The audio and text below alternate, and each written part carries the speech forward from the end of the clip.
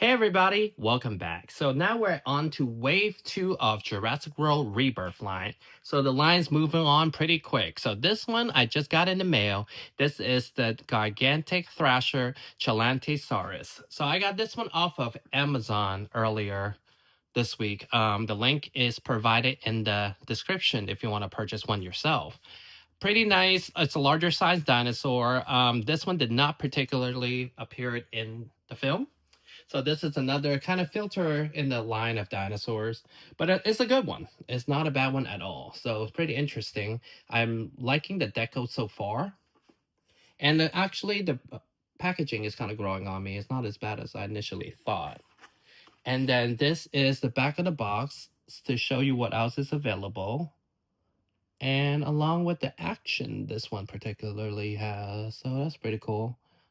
And yeah, so we're going to open this one and see what this one's all about. All right, so right out of the box, we can get kind of comparison in a bit. I got these two that I want to compare it with. Right out of the box, let's just first impression it. I really like the fact that it's simple. It's a very simple deco palette, but it works. Almost like an orca looking. Okay, so we'll start with the head of the figure. As you can see, it's mostly white and red with red chin along with the neck under the mouth. Really nice. And then there's a lot of different little scales all over. It's really nice. So we have a little bit of kind of like a purplish gray metallics in the front. And then it goes darker to like a darker gray along with red pupils. Pretty nice. Almost looks like an Allosaurus in a way. And then towards the top of the head, the top of the neck, sorry, there's gray marks. And then it goes back to white. And then all the way down to the back of the figure. There is definitely on both sides. Pretty similar. And the cool part of this doesn't really happen often is the arms are also painted with little white marks on both sides. I really like the teeth on this. You can see. Really nice, sharp, but they're soft plastic. Kind of like denture along with a really nice tongue. So this one doesn't have any type of neck articulation because it's tied into the action feature. Actually, speaking of, the tail also has really nice scales in the back. A little, kind of, little feathery looking almost. Little spikes, and they actually been adding a lot of spiky tails on the theropods lately. Not sure, is it to make them all look a little different? It is a little stylistic, but it's more realistic in this particular one. And then, so we have ball joint arms. And I noticed lately, Mattel dinosaurs, the arms have been soft plastic. I don't know if it's a safety concern or just cheaper plastic. So it does go up and down. And then the legs also go up and down, so you're able to pose it standing higher, or you can just have it like the way it was in the box. And then the action feature on this particular figure is actually pretty cool. So it's same as the Primal Attack ones that we have in Wave 1 also. So you move the tail in the back. So you have chomping action. And then if you move the tail left and right, it also has a chomping action.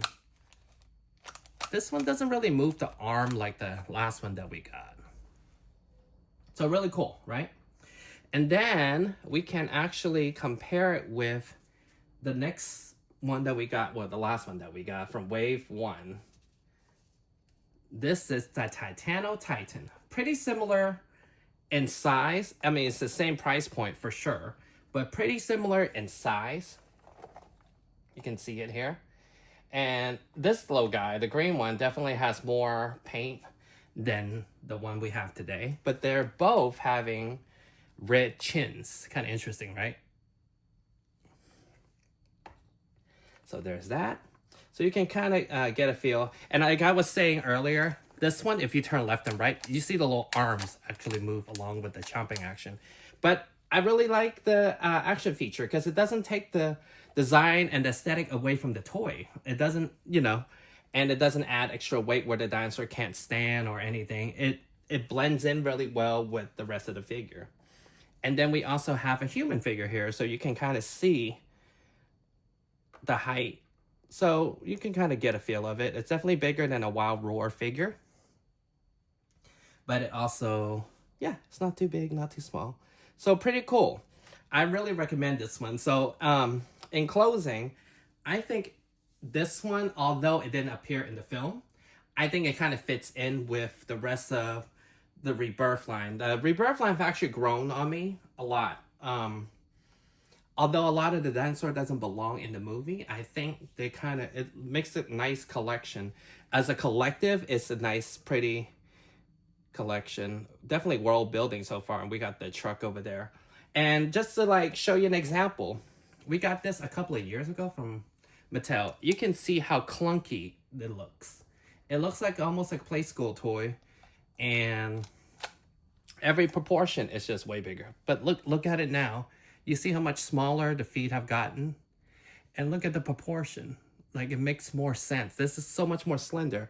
Almost like an allosaur. Like a subspecies of an allosaur. So I applaud them. Mattel actually kind of go ahead and listen to the collectors and change things up and things. I mean, the only thing I wish we would have now, honestly, is some capture gear for these dinosaurs. I think that will really play in with the world building factor. So I have more Wave 2 figures coming. I definitely have 4 more dropping tomorrow. So I will be back with more reviews. And as always, thank you guys for watching. I hope you guys enjoyed this video. Let me know if you're going to purchase it or not. And I will have it in the link in the bio so you can also purchase it. Thank you guys for watching, and I'll see you guys next time.